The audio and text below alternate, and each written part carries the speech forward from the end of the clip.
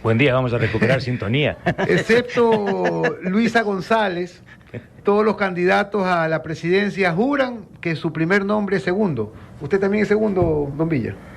Bueno, cada quien tiene sus encuestas, sus empresas encuestadoras. Yo voy primero en Guayaquil, voy a ganar en Guayaquil, ya verán. Bueno, Don Villa. Don Villa está penetrando en Guayaquil y en Manabí. Ya, o sea, de alguna manera creo que has hecho una buena campaña en la costa. Sí. Porque tu imagen, si bien es cierto, se convirtió en nacional por tus denuncias y todo eso, pero ya desde la conexión política estaba más identificado con la sierra. O sea, has concentrado buena parte de tu actividad en la costa y eso te está permitiendo crecer por acá. Bueno, primero debo agradecer a quien acuñó este mote de Don Villa. Al comienzo, cuando me dijo Luis Almeida, no me gustó, porque así con la voz de él no me gustó y era medio ofensivo. Pero cuando vine a Guayaquil principalmente y la gente me empezó a decir, oiga, Don Villa, sonaba musical, muy bonito, y me fui a la provincia del Oro, Don Villa, y en Manabí, oiga, Don Villa, y por acá, Don Villa. O sea, te hizo el favor Luis Almeida. Claro, el otro día me pidió que le pague la franquicia. Pero bueno, ¿por qué vamos allá? ¿Por qué Don Villa caló tan hondo?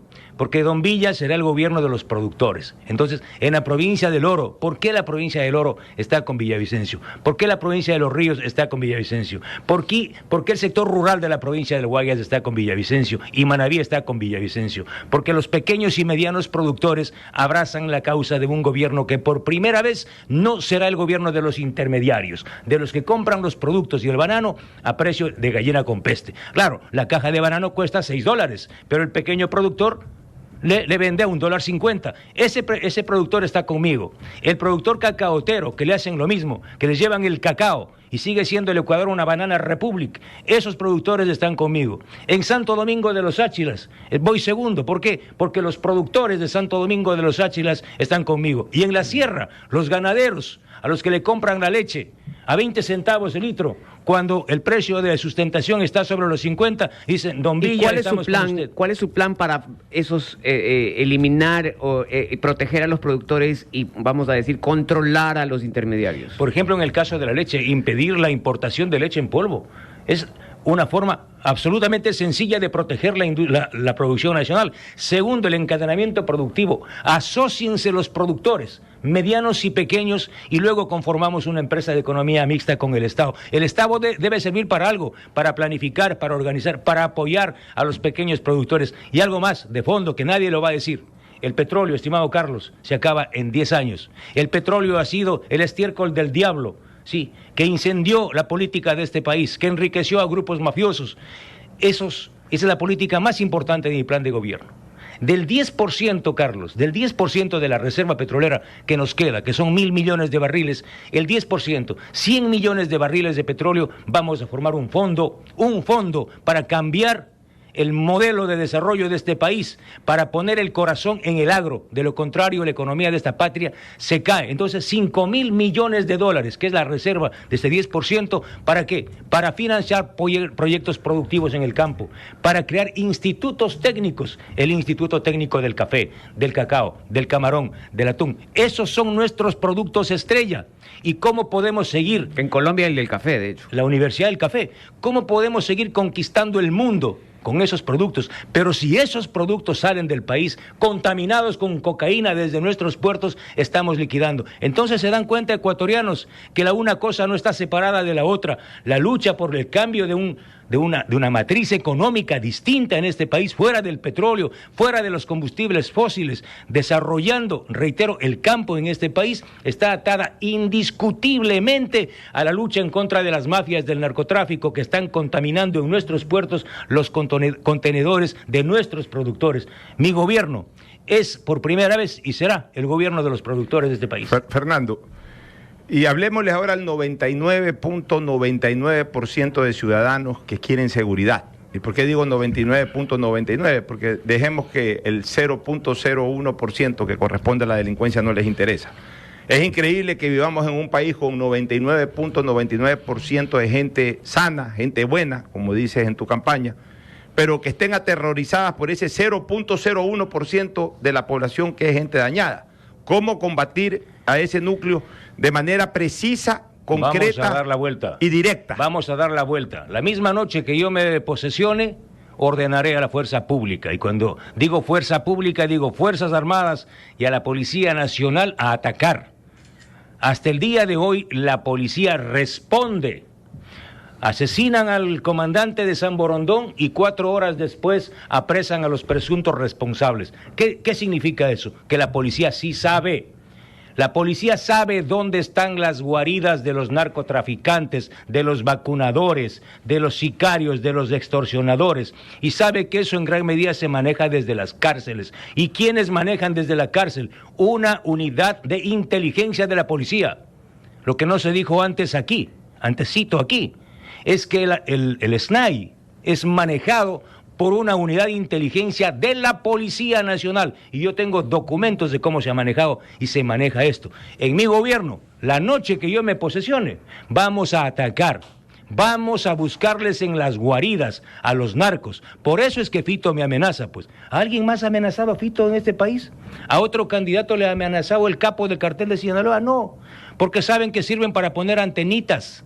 Van y ponen una antenita en la cárcel, cuando ahora con una orden a las operadoras y en los contratos que yo firme con las operadoras móviles, vamos a poner una cláusula de que todas las compañías operadoras van a inhibir la zona donde están las prisiones. Aquí no hay que venir a poner antenitas, vayan a estudiar, y dicen que manejan y son expertos en tecnologías de lucha contra el crimen organizado. Permítame que me ría. Señor Villavicencio, sin duda la inseguridad es un tema crucial, pero también hay otros frentes abandonados en el país como la obra pública, la salud o la crisis climática. La salud, vayamos allá. ¿Por qué no dicen los otros candidatos que más personas mueren en este país por carencia de medicinas? ¿Por qué no hay atención en los hospitales de la Seguridad Social? ¿Por qué no dicen eso? Las cifras son mayores de muertos en este país por falta de asistencia médica que por sicariato y por violencia, pero esas cifras ocultan los candidatos y los que manejan las estadísticas. Vamos allá, vamos a tomar el control de la seguridad social y de los centros hospitalarios.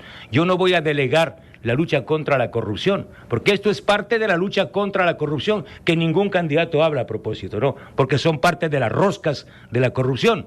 Yo voy a manejar el Consejo Superior del IES y personalmente voy a ordenar sacar a estas mafias de intermediarios que controlan la provisión de medicamentos e insumos médicos. Yo presenté una foto, ¿se acuerdan ustedes? En esa foto de un piscinazo había un pandillero asambleísta bañándose con un grupo de mafiosos que son los que venden medicinas e insumos médicos, que se hicieron famosos por sus platas malavidas, vendiendo insumos médicos en época de pandemia con sobreprecios. Estas mafias que controlan hoy la seguridad social serán expulsadas en mi gobierno. Y vamos a comprar medicina directamente a los grandes fabricantes nacionales, a las farmacéuticas ecuatorianas y también a las farmacéuticas internacionales, directamente sacando a los intermediarios. ¿Se dan cuenta que el gran problema de este país son los intermediarios? Los intermediarios son la mafia del petróleo, que será expulsada en mi gobierno. Se van del comercio de crudo y el Ecuador va a tomar el control del petróleo. El día de mañana yo les invito a que estén atentos. A las 10:30 de la mañana presentaré a la fiscal Diana Salazar la investigación que no pude aprobar en la Comisión de Fiscalización, porque mis colegas, y uno acaba de salir, no quisieron aprobar en la Comisión de Fiscalización ese informe sobre la mayor trama petrolera de corrupción tal vez de la historia de este país, como fue la entrega de los campos petroleros durante el gobierno. ¿Y quiénes están involucrados ahí en esa denuncia? De una vez lanza. Jorge Glass. Jorge Glass. Hay un video, hay 3 videos que presentaré mañana a la Fiscalía General del Estado. En esos videos aparece Jorge Glass conversando con el entonces director de la Agencia de Regulación y Control, José Luis Cortázar, donde Cortázar le reclama a Glass y le dice: señor vicepresidente, no existen fórmulas para haber fijado las tarifas de esos contratos. Y Glass le dice: no importa, por favor te pido que archives toda la información, que no guardes ningún documento, porque esto le puede costar el puesto al presidente de la República. Eso dice el video que mañana presentaré a la fiscal general del Estado. ¿Qué significa esto? Que entregaron los mejores campos de este país, no a las empresas nacionales, A mí me hubiese gustado que las empresas petroleras de este país firmen esos contratos en términos decentes y dignos. El 70%, Carlos, Pocho, el 70% de la renta petrolera de estos campos se llevan las compañías transnacionales. No hay derecho. Es decir, estas compañías se llevan la parte central del petróleo de este país en cuanto a producción. Y en cuanto a comercialización, ustedes saben muy bien, el señor Enrique Cadena Marín, el señor Antonio Peré y las mafias que están sentenciadas en los Estados Unidos y procesadas aquí en el Ecuador, a quienes yo denuncié, son los que se llevan a la otra parte. En mi gobierno no estoy hablando de nacionalizar. Vamos a tomar el control del petróleo y ese petróleo que nos queda todavía va a servir ahora sí para sembrar el campo y provocar una auténtica transformación rural.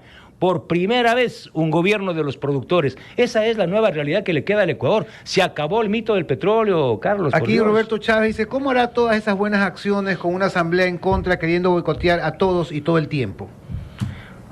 Bueno, yo tengo la esperanza de que no voy a tener una asamblea en contra. Vamos a llevar un potente bloque mínimo de 20 asambleístas nosotros, y espero que los otros bloques puedan generar un abrazo democrático para salir de lo que acabamos de vivir. Si no, ¿qué sentido tuvo la muerte cruzada? O sea, yo fui el único legislador apasionado por la muerte cruzada. Si tiene algún sentido la muerte cruzada es justamente para acabar con esta maldición. El pacto que impidió el desarrollo de la asamblea fue el pacto entre el exalcalde porteño Jaime Nebot y el prófugo de la justicia Rafael Correa. Yo no pacto con mafiosos. Yo no pacto con sentenciados y prófugos de la justicia. ¿Cuál es su opinión, Fernando, sobre la propuesta de Andrés Arauz de emitir dinero electrónico? ¿Pone en riesgo la dolarización? El Sucre. Si alguien sabe eso, pues pregúnteme a mí. Yo fui a Colombia con el informe del sistema Sucre y remití toda la información, 20,000 documentos de respaldo a la Fiscalía de la Florida, en la ciudad de Miami, y gracias a esa investigación es que ahora la justicia americana avanza en el proceso en contra de Alex Saab y Álvaro Pulido. Estos señores fueron los que crearon la empresa Fondo Global de Construcciones, que lavaron el dinero de la corrupción venezolana, del chavismo, aquí en el sistema financiero ecuatoriano. ¿Cómo se llama esto? Sistema Sucre. Es decir, el señor Arauz, que ahora se desnudó en la calle, se quitó la ropa en la calle, y que el país ya sabe a qué quieren volver y para qué quieren volver. Este señor no es que viene a crear una moneda virtual, ya lo hizo. Él creó el Sucre como una moneda inexistente. ¿Para qué? Para convertir los bolívares venezolanos corruptos que no valían y no valen nada, para convertirnos en dólares a través del sistema Sucre, esta licuadora mafiosa. Hubo millones en transacciones, millones de millones. 2.000 millones de dólares tomaron de la Reserva Internacional del Ecuador para adelantarles a compañías importadoras y exportadoras en el marco del sistema Sucre. Esta investigación que los puedo enviar, que es una de las más importantes investigaciones que yo entregué al gobierno de los Estados Unidos, a la justicia y a Iván Duque en Colombia, es lo que le permitió a este país transparentar. Y por eso el gran peligro, uno de los mayores peligros del 20 de agosto es justamente ese, que vengan ellos, que regresen a desdolarizar. Por eso yo advierto que lo que se juega el 20 de agosto no solo es la mafia o la patria o la mafia, sino también la supervivencia de la dolarización. Hay dos temas, Fernando, que es importante que tú los aclares o los señales o lo propongas como candidato a la presidencia. Aunque sea 18 meses, 19 meses, pues igual es un tiempo importante. Pues, o sea, pero claro, no serán 4 años, pero 19 meses está el destino de la gente también. El primero, tema de fuentes de empleo. ¿Qué propones al ciudadano que nos está escuchando, que a lo mejor no tiene empleo en este momento? ¿Qué propones para realmente elevar estas fuentes generadoras de empleo? ¿Cómo se puede reactivar más a la empresa privada, que es la verdadera generadora de empleo? Porque el sector público ya no entra un empleado más. Es justamente el sector privado el que tiene que ser estimulado para que abra más plazas, más sucursales, o venga gente a invertir acá, o el propio empresario nacional desarrolle más más emprendimientos y de esa manera genere más fuentes de empleo. ¿Qué le propones a esa gente? Bueno, someter a las mafias no es una broma y un discurso. A las mafias de la cocaína, a la mafia de la minería ilegal. Soy el único candidato que tiene una propuesta para someter a la minería ilegal. Y como dice Andrea González Nader, ¿quién creyera que de ella pueda salir una frase tan radical? Vamos a dinamitar toda la maquinaria que opere de forma ilegal en fuentes de agua, en ríos, etcétera. ¿Para qué? Para permitir que las áreas donde se pueda y se deba hacer minería responsable y que jamás vendrá a este país ninguna empresa seria o ecuatoriana a invertir en esos proyectos mineros mientras exista minería ilegal. Tú, Pocho, me pides absolutamente cómo respondemos a la generación de empleo. Claro, el momento que acabemos con la minería ilegal, vamos a dar paso al desarrollo de importantes proyectos mineros de minería responsable y esto genera empleo, dinamiza la economía. Lo otro, el tema de los jóvenes. ¿Qué me dicen las madres de familia principalmente? Aunque no me den trabajo a mí, yo quiero que mi hijo, por quien me he esforzado toda una vida, que está estudiando y que se va a graduar, tenga un puesto de trabajo. ¿Yo qué le digo? Hacia allá va mi propuesta. Los estudiantes universitarios podrán estudiar y trabajar a la vez ahora en mi gobierno. ¿Por qué? Porque ahora no les permiten. ¿Qué les dicen? Venga con 5 años de experiencia. ¿Cómo a un joven que ha estudiado, que se ha sacado la madre estudiando, que les costó a sus padres un gran esfuerzo, que su padre no tiene trabajo, ¿sí?, le digan y le den un portazo en la cara? No, se acabó. Usted va a poder estudiar y trabajar. Por eso, qué importante una reforma al Código del Trabajo. Ningún candidato lo dice. Vamos a reformar el Código del Trabajo con un buen parlamento para que los jóvenes de este país puedan estudiar y trabajar a la vez. Incluso para que las pasantías de los jóvenes estudiantes sean pagadas en el sector público y en el sector privado. Y lo otro, las conversaciones con los empresarios de este país. No voy a decir nombres, pero de las distintas ramas.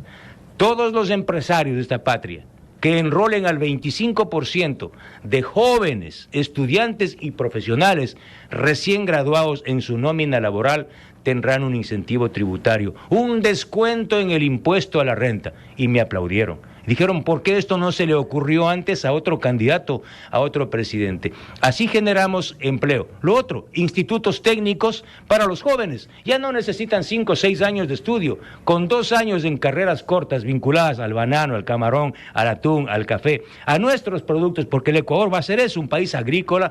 Vamos a tener entonces un proceso dinámico de generación de empleo y de profesionales. Solo por ahí. Y la obra pública es mayor. Tenemos recursos que vamos a transferir de lo que voy a hacer ahora en el sector petrolero. Vamos a recuperar el petróleo. Carlos, yo te he dicho, estos 5.000 millones de dólares van a ser el motor del desarrollo del campo. Ahora sí, lo que alguien dijo hace 50 años, con el petróleo vamos a sembrar el campo. No, señores, ahora sí vamos a hacerlo.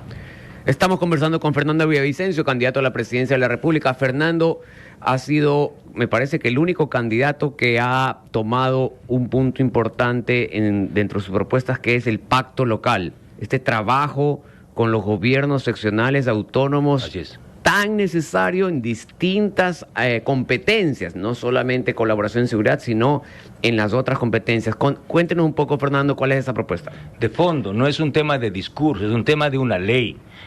Y claro, yo otra vez agradezco a los manavitas, talentosos manavitas que, cansados del centralismo, ellos que son ya una nación y son tan marginados por el gobierno central, igual ustedes, igual mi provincia, todas las provincias son víctimas de este centralismo odioso.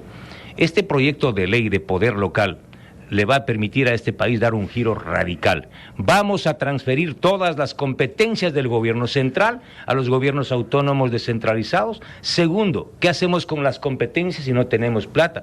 Los recursos económicos que se generen en todas las ciudades y provincias van a ser transferidos de forma automática, proporcionalmente a los gobiernos autónomos. Para evitar el viacrucis ese en el ministerio. Para que vayan a rogarle, le hagan sonrisitas al ministro de Finanzas y el ministro les llegue con el chantaje. Si no se portan bien, señores, no va a haber el cheque. Se acabó. Y tercero, tampoco piensen los alcaldes y prefectos que tienen la plata lavada. No, señores, ahí va a haber una secretaría conjunta entre el Ejecutivo y los gobiernos autónomos, primero, para calificar proyectos quinquenales, porque no les vamos a dar la plata así nomás. Señores de los gobiernos autónomos descentralizados, desarrollen los proyectos, por ejemplo, de concesión de las vías. Ustedes presentan los proyectos, la construcción del quinto puente, por ejemplo. Obra vital para la ciudad de Guayaquil y para desarrollen toda la el proyecto costera y portuaria. Entonces se aprueba el proyecto y automáticamente los recursos están ahí. Entonces va a haber control arriba, un control estricto, además de la Contraloría, el control propio, abajo los recursos inmediatos y la transferencia de competencias. Ya hubiesen resuelto así ustedes muchos problemas, ¿sí? ¿Pero qué? ¿Van a seguir mendigando al gobierno central? Porque mañana de Lazo vendrá otro. Y si no hay una ley orientada allá, no habremos cambiado. Tengo una pregunta final, Fernando. Si usted confía en pasar a la segunda vuelta, ¿no cree que debería tratar de llevarse mejor con quienes podrían ser sus aliados en el balotaje? Yo me llevo bien con mis aliados. Mis aliados son los votantes. ¿Y los demás candidatos a la presidencia, no piensa usted en hacer una alianza con alguno de ellos para enfrentar el balotaje? Bueno, yo no creo que los candidatos incidan mucho en sus electores. Son candidatos que han aparecido ahora, ¿sí? No son candidatos que se hayan construido. Antes estuvo aquí un exalcalde porteño y decía que la política se hace en la calle, se juega con la calle. Pues yo me he jugado 20 años en este país. Yo nunca me fui abandonando ningún cargo. Ni es que vengo ahora a hacer en redes sociales una campaña. He recorrido 15 provincias de mi patria. Y en todas las provincias, miles de ciudadanos y ciudadanas han demostrado su pasión porque esto cambie. Ellos saben que yo me he jugado, yo sé el valor de la libertad, el valor de la vida. Y si algo se han hecho en este país en contra de la corrupción, es gracias al trabajo de un puñado de periodistas entre los que me cuento. Bueno, muchísimas gracias, Fernando Villavicencio. La semana pasada estuvo por aquí su vicepresidenta. En mi programa también. Andrea estuvo por aquí. Andrea estuvo en mi space. Ustedes les encanta conversar con ella, ¿no? Bueno, la verdad que alegra el día esta cabina verla aquí, Andrea.